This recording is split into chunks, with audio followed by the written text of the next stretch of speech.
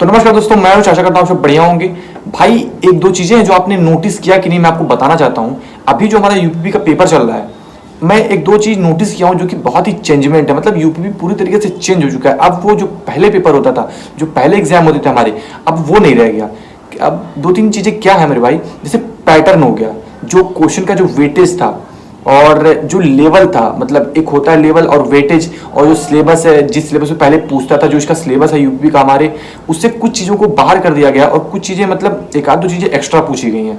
मैंने नोटिस किया है जिनका पेपर अभी आगे है, जिसका भी नहीं हुआ होने वाला है, वो इस बात को ध्यान दीजिएगा जो मैं बताने वाला हूँ कि इस तरीके से मतलब क्वेश्चन अब पूछे जा रहे हैं।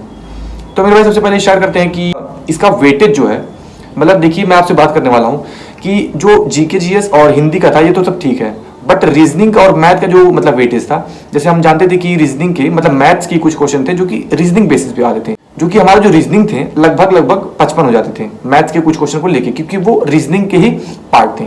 और अब मेरे भाई क्या किया गया है कि रीजनिंग के थोड़ा सा वेटेज को कम करके लगभग मैक्सिमम 47-48 क्वेश्चन रीजनिंग के आ रहे हैं, और बाकी अब 26-27 क्वेश्चन जो है मैथ्स के आ रहे हैं मेरे भाई।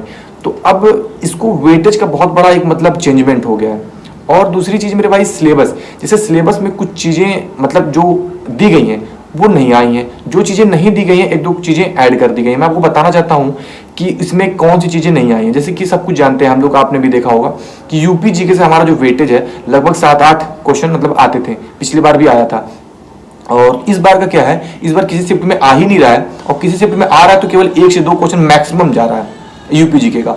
और मेरे भाई मानसिक अभिरुचि का हम लोग पिछले बार ही दिए थे पेपर, तो लगभग 10 से 12-13 मैक्सिमम 15 क्वेश्चन तक पहुंचे थे मानसिक अभिरुचि के, जिसके लिए इस बार लोगों ने बहुत सारे मैराथन किए थे।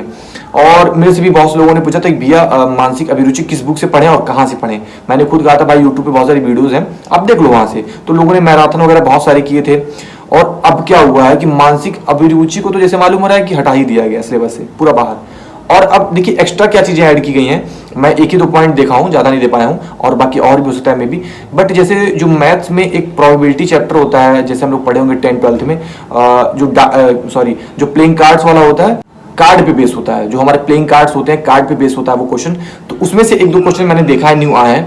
और जो हमारे रीजनिंग के जो क्वेश्चन है, मतलब कम से कम 3-4 पैटर्न मैंने देखा है कि न्यू मतलब नए नए क्वेश्चन पूछे गए हैं रीजनिंग में। तो बहुत सारी चीजें हैं जो कि चेंज हो गई हैं। तो मेरे भाई मैं एक चीज नोटिस किया हूं इस चीज में 3-4 पॉइंट्स को देख के, कि जो अब यूपीपी का पेपर हो रहा है और जो पहले वाला था, इसमें अभी जमीन और आसमान का अंतर हो गया मेरे भाई, एकदम से पुनर्जन्म हो गया है। अच्छा एक चीज और आपको दिखा देता हूँ भाई, जिसका पेपर हो चुका है कोई बात नहीं, बट जिसका भी होने वाला या आगे है, तो आपको मैं साइड में यहाँ पे स्क्रीनशॉट लगा देता हूँ। ये वेटेज का एक मतलब पूरा है कि किस किस मतलब सेक्शन में कौन से क्वेश्चन कितने आ रहे हैं और किस चैप्टर से कितने क्वेश्चन आ रहे हैं, एक बार आप देख लेना जिसका भी आगे होने वाला है। और जो मैंने बताया है कि मतलब वेटेज का, उस अकॉर्डिंग आप थोड़ा सा देख लेना। जो मैथ वगैरह हैं, जो मतलब पेपर आ रहे हैं, एनालिसिस सब लोग करा ही रहे हैं, आप देख रहे होंगे यूट्यूब पे, तो आप एक बार उसको अच्छे से मतलब एनालिसिस प्रॉपर करके जाना मेरे भाई, उसको अच्छे से देख लेना। क्योंकि ये जो पैटर्न अभी आया है 3-4 शिफ्ट जो हो चुके हैं, इसी पैटर्न पे आगे पूछे जाएंगे, बस थोड़े बहुत चेंज होंगे, बट जो पैटर्न है वही रहेगा। तो अच्छे से एक बार उसी बेसिस पे तैयार कर लेना,